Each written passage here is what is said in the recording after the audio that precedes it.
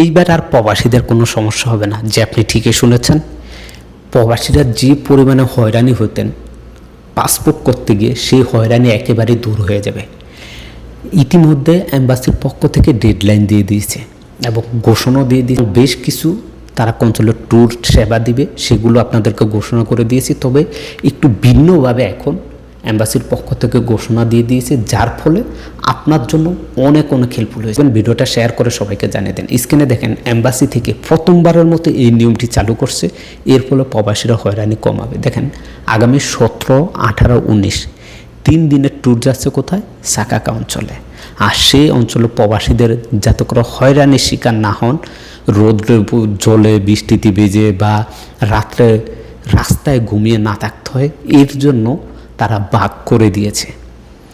17 তারিখ এক গ্রুপকে বলা হয়েছে, অন্য গ্রুপ আসলে কিন্তু তাদের কাজ করবে না। 18 তারিখ এক গ্রুপকে বলা হয়েছে, তারা 18 তারিখে যাবে। অন্য গ্রুপ যদি 18 তারিখে আসে তাদের কাজ হবে না।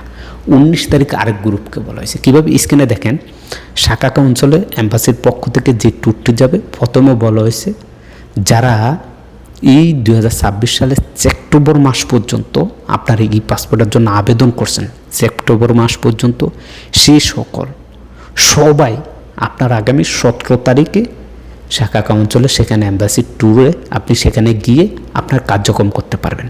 ওই যে অক্টোবরে যারা আবেদন করছেন, যাদের অক্টোবর ডেট আছে, তাদেরটা হবে না। শুধুমাত্র সেপ্টেম্বর পর্যন্ত, এর আগে বা আগে আপনারা আবেদন করছেন কিন্তু আপনারা সময় মতো ফিঙ্গার দিতে পারেননি এই পাসপোর্টের, আপনারাও পারবেন।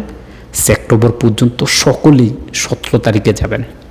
দ্বিতীয়ত বলা হয়েছে আগামী 18 তারিখ অর্থাৎ শনিবারে বলা হয়েছে যে অক্টোবর এবং নভেম্বর মাস, 2 মাস, আমি আবারও বলছি অক্টোবর এবং নভেম্বর মাস, এই 2 মাসে যাদের শিডিউল আছে, যারা এই পাসপোর্টের জন্য আবেদন করছেন, শুধুমাত্র তারাই সেখানে যাওয়ার জন্য অনুরোধ করা হয়েছে।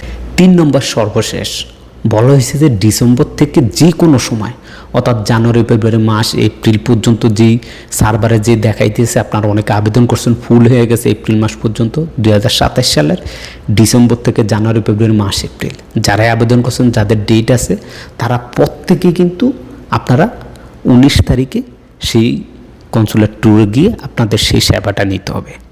এর ফলে কি হয়েছে, এতদিন যেটা হতো কি, এই ঘোষণাটা দেওয়ার পরেই সবাই কিন্তু একসাথে চলে যেত, শুক্রবার শনিবার যেহেতু 2 দিন আসে, কিন্তু এখন আপনাদেরকে ভাগ করে দিয়েছে যে আপনারা যারা সেপ্টেম্বর পর্যন্ত আসছেন তাদেরকে সেপ্টেম্বরের যেই 17 তারিখ বলা হয়েছে, 17 তারিখেই আপনাদেরকে সুযোগ দিবে, অর্থাৎ শুক্রবারে। এরপরে যারা অক্টোবর এবং নভেম্বর মাসের ডেট পড়ছে তাদেরকে কিন্তু 18 তারিখে দেওয়া হবে। আবার যারা আছেন এর পরের ডেট, তাদেরকে কিন্তু ডিসেম্বর থেকে এর যে কোনো দিনের জন্য একটি ডেট আপনাদেরকে সিলেক্ট করে দিয়েছে।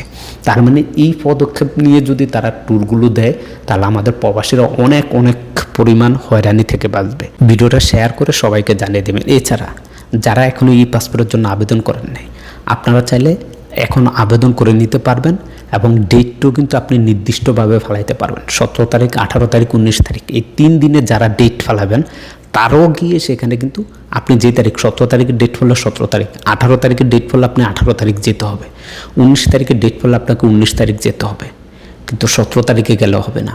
বারবার বলতেছি, সবাই বুঝবেন, ভিডিওটা শেয়ার করবেন, তাহলে আমাদের হাজার প্রবাসী ভাই উপকৃত হবে। প্রথমবারের মতো এই সিস্টেমটা করছে। আমি অ্যাম্বাসির কর্তৃপক্ষ যারা আছেন তাদেরকে অসংখ্য ধন্যবাদ জানাই। এই প্রবাসীদের অনেকটা হয়রানি কমবে এর ফলে। এবং যে ট্যুরগুলো ঘোষণা করা হয়েছে, এরকম যদি আরও ঘন ট্যুর দেওয়া যায়, সেক্ষেত্রে আমাদের প্রবাসীদের এত চিন্তার কোনো কারণ হয় না, এত হয়রানি হয় না। প্রবাসীরা সঠিকভাবে তারা আবেদনগুলো করতে পারবে। সবাই ভালো থাকবেন, সুস্থ থাকবেন। আল্লাহ হাফেজ।